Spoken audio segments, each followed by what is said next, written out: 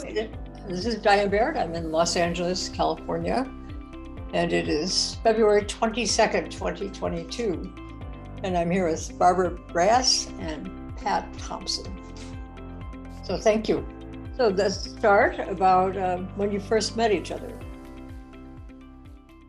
How long ago was that? Oh, different stories. You want to hear mine or Pat's or both? Well, we'll start with you, then Pat, and then both.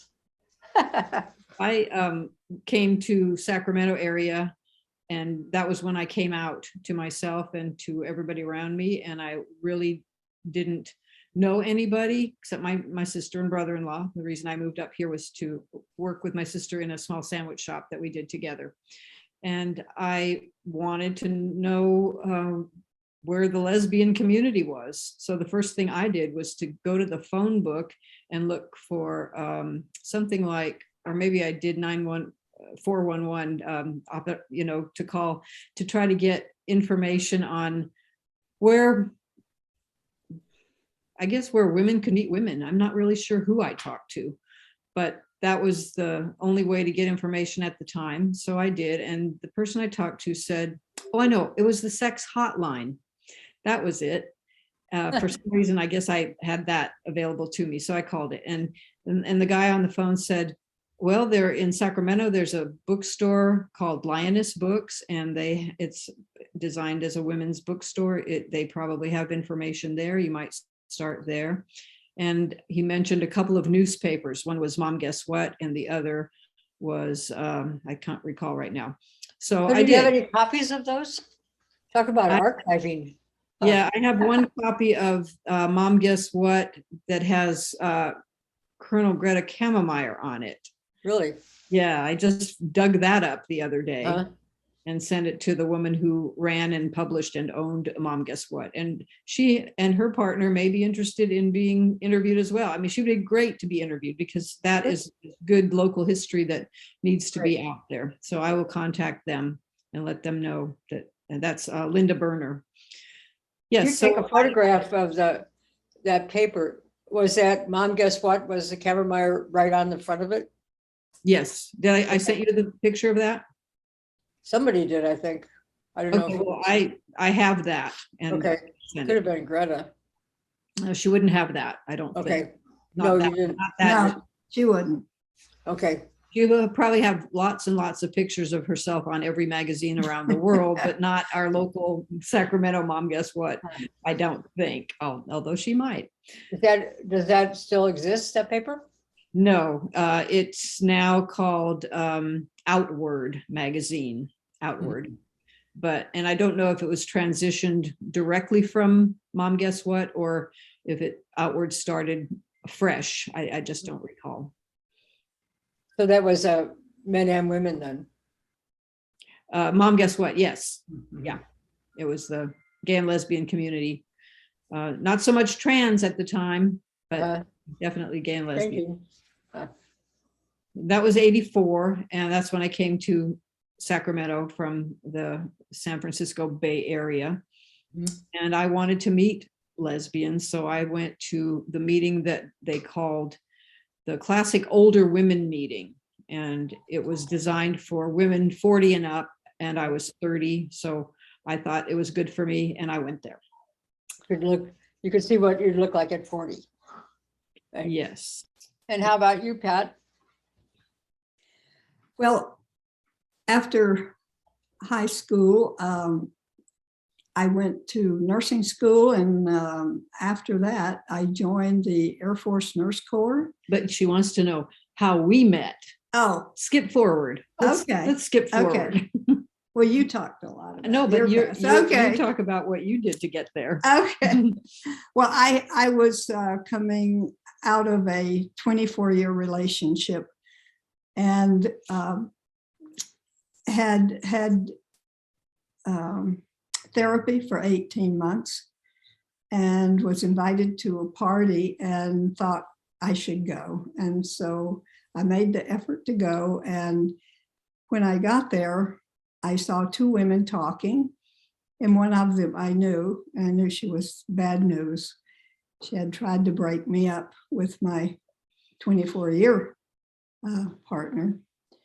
several times. And so when I walked up to them, she turned and left, and I was standing there looking at Barbara. And so we started talking, and we spent a lot of time that evening, I think, talking. And so I thought, well, she's nice. I'll invite her over for breakfast. So I did, and she was very late because she had had a reaction to a cat that she was allergic to at somebody's house. And so finally she did come, and we did get to go running together. And we also went to a women, it was camping women meeting. That was also one of those groups that was started. There were a number of lesbian groups that were starting at the time. It was lucky for me because I joined whatever I found. So we did that. You were 13. I was. Right. So what did you like about the way she looked? Well, I thought she was beautiful. I thought, oh, she's a nice looking woman. She seems friendly. Can you see her rose-colored glasses? No, she's an honest woman. I know that. And the more we talked, the more I liked her, you know. So I did invite her over for breakfast. So was there an aha moment when you said, okay, let's make a commitment to this relationship? Yeah, that happened very quickly. Did it? Well, the commitment itself came when Pat was having to go to Washington, D.C. for 3 years to work at the Pentagon. And that was within the first year and a half of our relationship. So we were just really enjoying getting to know each other, spending time together. I pretty much moved in to Pat's house in Roseville, where we live now. And when Same house? You live in the same house? we live in the same house. Oh, Yeah. great. And when she knew that she was going to be assigned to the Pentagon for 3 years, that really kind of was the impetus for us to decide whether we were going to do something formal, which meant get rings and commit to each other, not a wedding, not a marriage, not a public anything. Personal and private. Right. And so that commitment came prior to her leaving for Washington, D.C. I admire that you worked through that, both of you. That was to maintain that distance and still be connected. Well, for me, That's it was a lot for your commitment, frankly. It was difficult for me to think about the future because I had never been in a committed relationship with anybody. Mm-hmm. And the relationships I had were very short or very short or just a kind of a friendship wishing to be a relationship, but didn't. So this Probably was how you had that cat allergy. right. And Pat I had one of those too. Now I love cats, but loves the cats. person I was with, I didn't love her cat. So we decided that we were going to stay together, and I had to figure out how I was going to manage. And those were the days, no cell phones. Every phone call cost a fortune. You couldn't just hop. Well, I mean, the midnight special, the red eyes were available, but I was committed to my sister working at that sandwich shop, so I couldn't leave that either. Because if you left or you didn't have enough coverage on a day that you're serving food, then you don't sell food, and then you can't make it up the next day. So I was very committed to that, and I was That was home. probably good though. Yeah, it was. I mean, You had a had commitment it that was to yours. Washington. Mm-hmm. Even though Pat lived with the former boyfriend of mine from college and his wife. Interesting turn of events, but she needed a place to stay, and they lived in Vienna, Virginia. So it was on a subway, the metro line that took her right into the Pentagon. So it worked out very well, and she had a place to stay there during the whole time. With a little shield with that man involved. It was interesting because every time I would come to visit, which was very infrequent, maybe twice a year, I could get there for a short weekend. He wanted to spend time with me, and I just wanted to get away. Wait a minute. Yeah. You don't know why I'm really here. So we always planned to go somewhere, and that worked out well because we did sightseeing, which we might Yeah. not have done had she been in her own apartment. We probably just holed ourselves up in there and spent time together. This way we had to get out and get away. So we took a weekend trips. Those were pretty good trips, I assume. Oh yeah, they were great trips. Very You had his- a little Mhm. sparkle. I can see that, both of you. Yeah. So how long, when you were in the Pentagon, and then how long did you have to cover your relationship? The entire time? Did you have to conceal it? Every minute. Yes, Every minute, right? Every Good minute. thing cell phones didn't exist then. Somebody would have been checking into your cell phone. That's right. It was a good thing there was no Facebook or any of those. Right, exactly.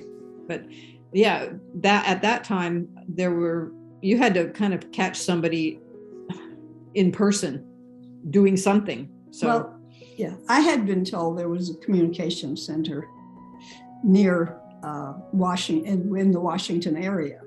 And so we had to be very careful. And we knew that, and we were. well, that's our phone calls we felt were monitored or could have been. Yeah, So we developed a code, and we lived with that code, and that was we used the number 5, which meant I love you, and there's a whole story behind that. But we did that so that when we spoke to each other or when we wrote things, and Pat wrote me a lot of beautiful cards and letters, and I wrote her cards and letters. And when we spoke on the phone, or if it was, I think we did a few cassette tapes because that worked for us. And it was all in code whenever, it's 5:30, it's 5:55. It was always some way to say, I love you without saying it, because we were afraid that they would pick it up and run with it and kick her out. and our rings were engraved with 5s. 5 and 5. Let me see. You can't really see I in don't there, know but if you can see it in there, but it's Who in in charge your center? Right, up, yeah. up. Yeah. Okay, Okay. now I can see it. Ah. And when did you exchange your rings? We did that a few days before Pat left. We had ordered them at a local store, and it was a rainy night, and we went to pick those rings up and sat in the parking lot in the car and just did our little commitment ceremony and exchanged our rings with each other. And that was it. the next time I was in North Carolina, my family were asking, what is that That ring? ring Because it was on my wedding ring finger. Right. And I told them it's a friendship ring. And they accepted that. That was okay, you know. Friendship's important. Right. Yeah. Tell them. So when did you meet each other's families? I met Pat's family when I went back to see her in Washington, and then we drove down. I had a few more days at that time for some reason. So we drove down. It was about a 7-hour drive or something like that. So, no, it was well, it was not an 360 miles. Yeah, it was a one-day drive, so we could get there in one day. And I stayed a few days. I got to meet her father, which was wonderful. He was such a wonderful, sweet man. And I got to meet all the other family members, and pretty much all her family was in that same town or very, very close by. But it was nerve-wracking for me because we were not out to them. And all I could do was sit there and wonder if I should say anything, or if I said the wrong thing, or if how I should answer questions that they might ask. But it was not a lot of fun for me because I felt nervous the whole time. Right. And I think that's true even today, when people meet the family, because you don't know the reaction. yeah, unless you're out to them and you know that, well, at least you know they know, and whether they approve or love you or care about you or hate you or whatever, at least you know you don't have to hide. And hiding is hard. Hiding takes a lot of energy. You're right. When did you meet Barb's family? Well, it was Thanksgiving, right? Mhm. The first year that I knew her. Mhm. And so I got to meet family and her Aunt Fanny that was also visiting there. And Uh-huh. it was a good get together. And then Barb and I left afterwards and went on a little trip up the coast, which was fun. Well, Pat was nervous to meet my family, but they knew about her and I was out to them. So it wasn't like we had to sit there and pretend anything. We just were there, and my family were accepting and loving of Pat from the very beginning. And I am so grateful. It could have been, right? That's how it should be Right, in every that's right. family, but it doesn't. And in the 80s, it was fresh and new to them, I think. I don't think they were surprised, but I think it was still, when you get the verification, you can have Still all, not easy, right? yeah, you can have all kinds of ideas about somebody, but until you get the verification and they tell you the truth, then it's all just a lot of guesses, and that really doesn't work. Yeah, I lucked out. I got into a wonderful family. Good.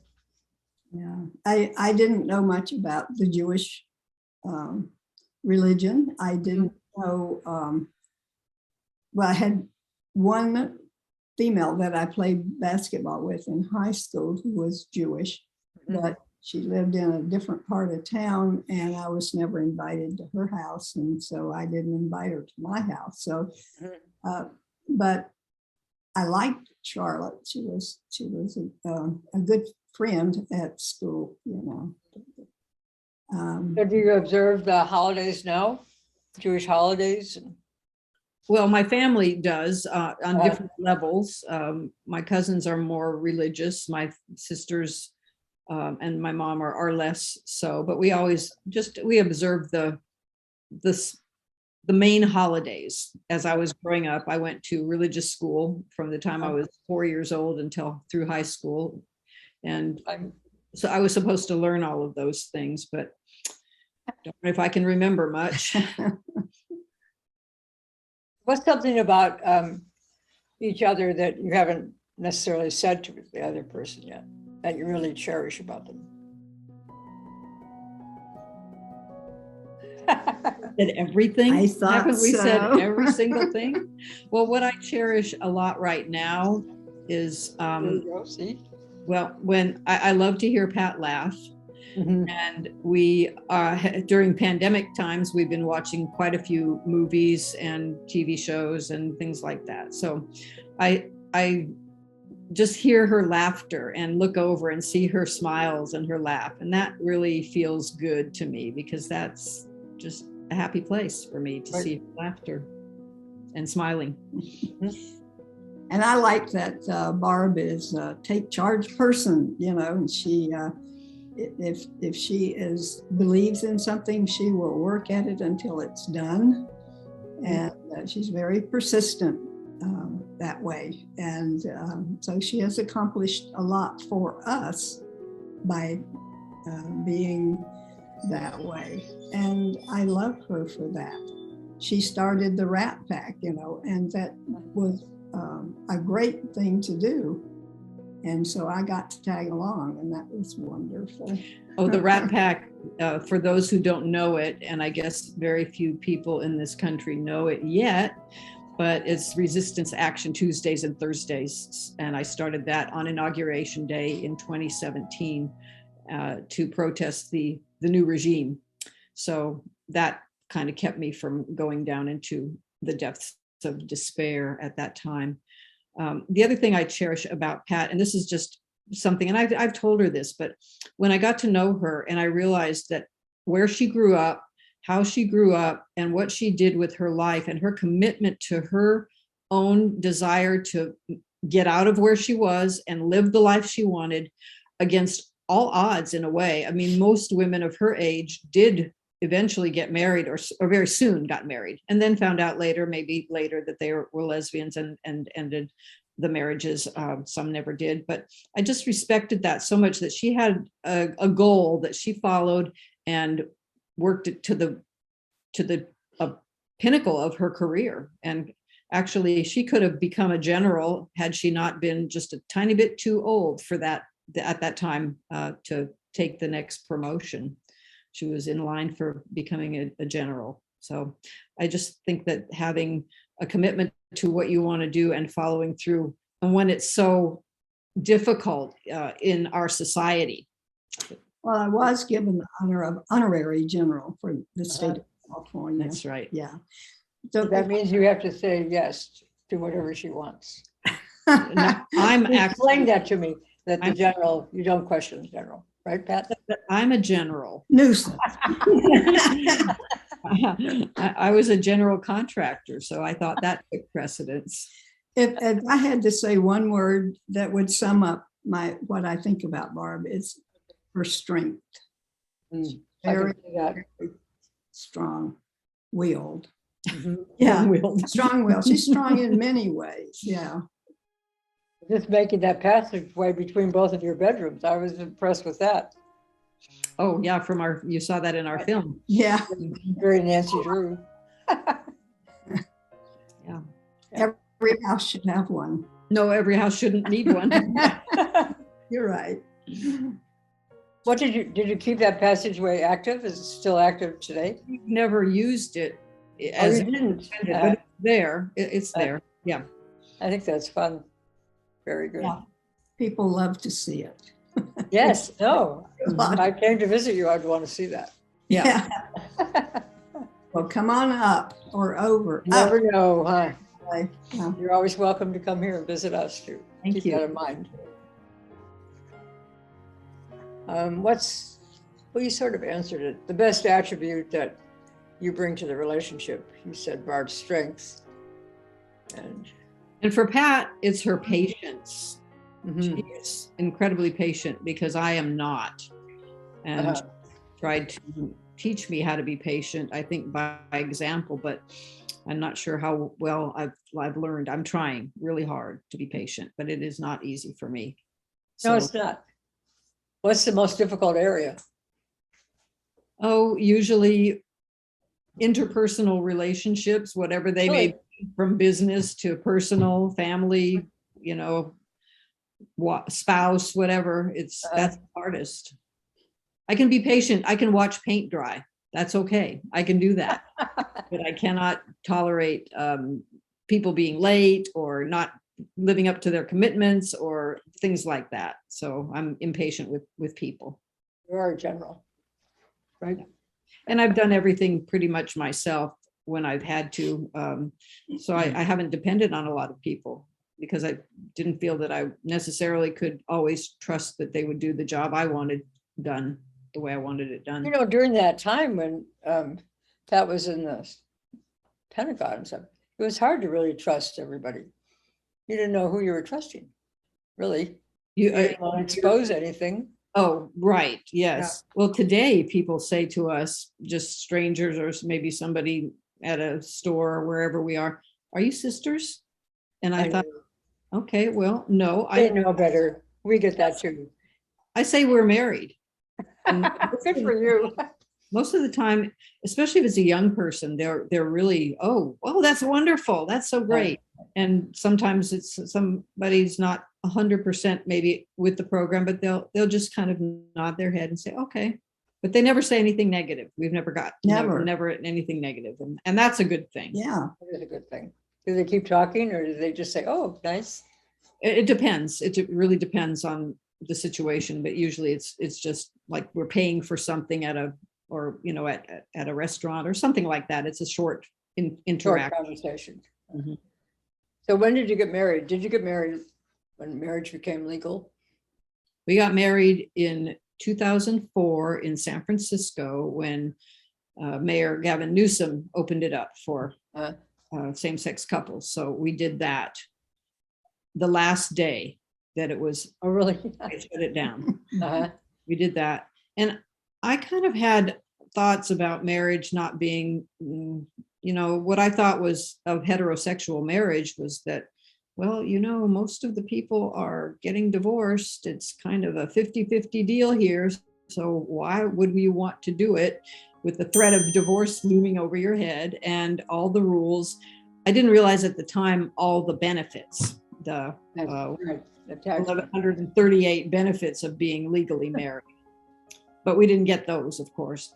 Although that was 2004. In 2008, we tried again. And that one we actually had a ceremony, and we did the legal Placer County. Was it Placer County? I think, yeah, then. Mhm. And fortunately, our tax person kept all our records from that point on, because then again, it went into limbo in 2008. And once we got full legal marriage in 2015, we did it. Well, we did it again. I think it's hard Getting married every chance you get. That's good. to get married Yeah. again. Barb's mother was there. She and her, And that was 2015, or that was 2008. I can't. No, that was 2008 probably. yeah. That's good. And you're married. We're married, and we are able to get a lot of benefits. A number of our friends did not get married because Right. of the financial aspect of that. Mhm. But for us, it was a wonderful benefit because Mhm. Pat was military retired, civil service retired. I really don't have, I worked for myself pretty much my whole life. And so to have the medical benefits with TRICARE and all of the benefits that come along with being her spouse has been good, really good for us. It is good. Plus you could go to school. Could go to school. That's right, if you wanted to. Yeah. So what's your next adventure? What's our next adventure? Mhm. We've kind of canceled a number of things. We had some trips planned because of the pandemic. Yeah. Right. So I'd like to talk about the movie that you made, Surviving the Silence. One of the things I was really impressed with, we watched the entirety, was that you were the stars of the movie. Somebody else didn't play you, you were yourselves. I like that. Yeah. So Yeah, what, it's a documentary. It's not a docudrama. And so when it goes to docudrama, then they can get big stars to play us. But in the meantime, this version is all us all the time. you look great. I mean, it's really had a lot of meaning, to us. How were you approached to even develop that? Well, when we decided to come out to the world, not really the world, we knew the professor at our local community college, Sierra College, who taught LGBT studies and LGBT film and this and that. And he knew us, and he wanted to get Colonel Kammermeyer to speak at Gay Pride Days 2013. And he knew that we knew her. So we tried to reach her. She said she wasn't available. And prior to that, I really thought even if she was available, I was thinking better that just the four of us, Pat and Greta and Diane and me, that the four of us would be the ones to speak on a panel to talk about our relationships, the history of what happened, how it affected us, how we felt about it, all those things. That was much more interesting than one person just talking about one thing. Good point. So but they weren't available. So we said we will do our story, and then we did. And the most serendipitous thing that happened was that Cindy Abel was in the audience because she had just shown her first documentary called Breaking Through, which we saw 2 days before. We loved it, and we met her the next night and talked with her at a meet and greet and told her a little bit about what we were going to talk about. And so her ears perked up, I guess, and she realized that there might be something worth recording. And she was there, and she recorded our first speech, and then approached us to say she wanted to do a movie about our story, documentary. And that's how it began. And we didn't really know what we were in for, but it changed our lives. It was fun. It's always been fun, interesting. We hosted Cindy and Michael, the cinematographer, here a few times when they came, and they were actually Jesse, yes. Yeah. And they were embedded with us, so to speak. They were living with us and filming and rearranging our furniture and whatever it took. It was great. And they love the passageway between. Did they? No, really. Yeah. You might be able to still market that, Yeah. Michael, he just came up with well, as you see in the film, how he staged it so that one door would open, another door would open, and there would be Pat. And that was his idea, and it worked so well. It was really fun to do that. And he's the one that designed the logo with the On the first, like the first flag card. uniform. Yeah, that's not what we're using in the poster here. It's the first iteration of the logo for our film. I like what you have behind you. Yeah, that's when the film was went to a distribution. That's where that's the cover art for that. When did you first sit down with Greta Kemmemeyer and talk to her openly about your participation in her discharge? In the film that you see, that was it. That was the first time you ever talked to her? In that depth, yes, that was the Really? first. Right? Yeah. Yes. That's very touching. Flew down. Mhm. I wasn't in the room, so I didn't see it until I saw it on film. And I think Cindy and Michael were here, and they were feeling very emotional about it at the time, because it was very touching and significant. Right. Here. It's very real. Mm-hmm. Did you feel that way about it, Pat? Yes. Oh, yes. Right. Mm. And you've maintained connection, I guess, since that. What year was the movie? The movie finished and came out in 2020, right when just after lockdown, pandemic lockdown was when it came to the first film festival, which we were planning to attend in Ashland, Oregon, and we had to cancel that, and it went on digital, digital was online. Yeah. How'd you get involved in PFLAG? We got involved in PFLAG when a friend of ours was speaking at the newly formed chapter about 20 miles from where we live, and his topic was being married with children and then coming out as gay.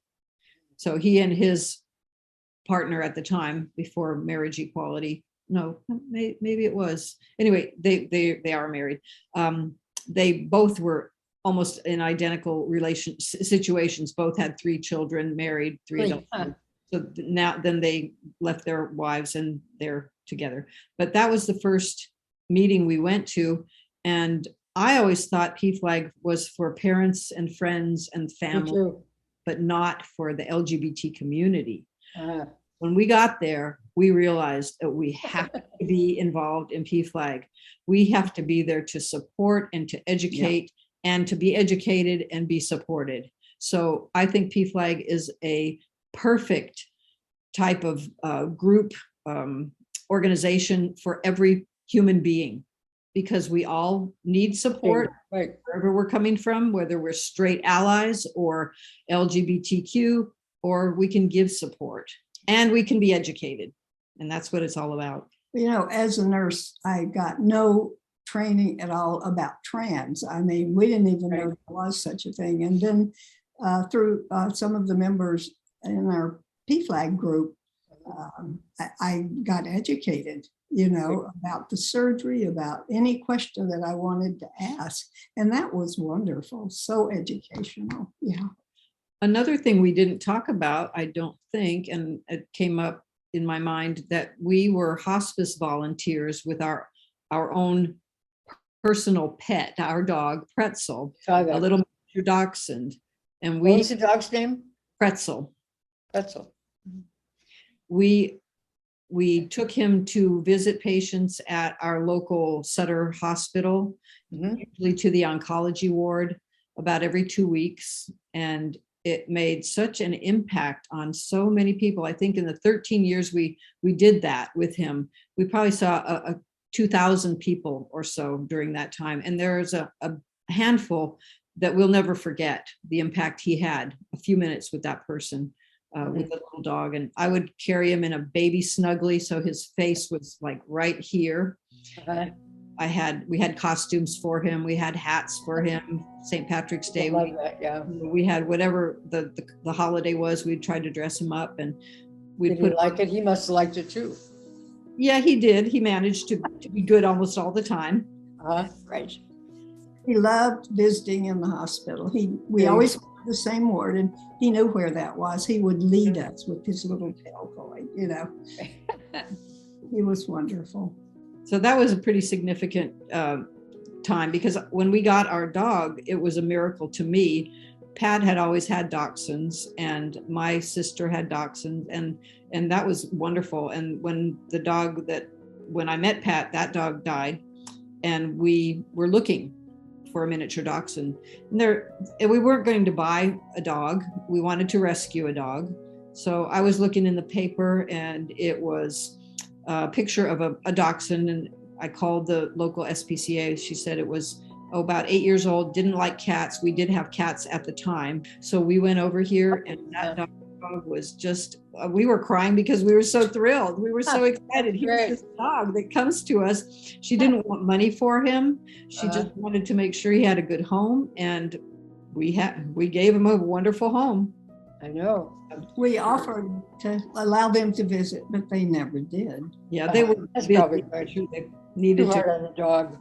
Yeah, she was crying when she gave him up, you know. Yeah.